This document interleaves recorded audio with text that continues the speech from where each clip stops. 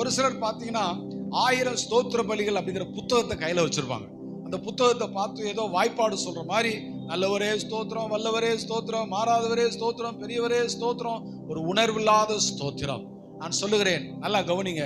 உங்க வாழ்க்கையில கர்த்தர் புதிய காரியத்தை செய்ய வேண்டும் என்று சொன்னால், உங்க வாயிலிருந்து வருகிற துதியானது கர்த்தரை மகிமைப்படுத்துகிற வார்த்தைகள் உங்கள் உள்ளத்தின் ஆழத்திலிருந்து வர வேண்டும்.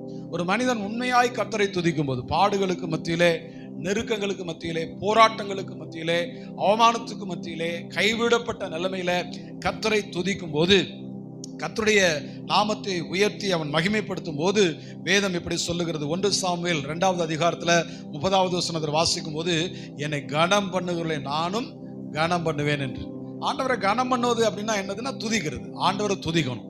ஒரு மனுஷன் ஆண்டவரை கனம் பண்ணும் போது, நான் தெய்வமானால், நான் கர்த்தரானால் என்னுடைய கனம் எங்கே என்று வேதம் கேட்கிறது. அப்போ ஆண்டவரை நம்ம துதிக்கிறவர்களாய், கனம் பண்ணவர்களாய் இருப்போமே ஆனால், நிச்சயமாய் ஆண்டவர் நம்முடைய வாழ்க்கையில பெரிய காரியங்களை செய்வார்.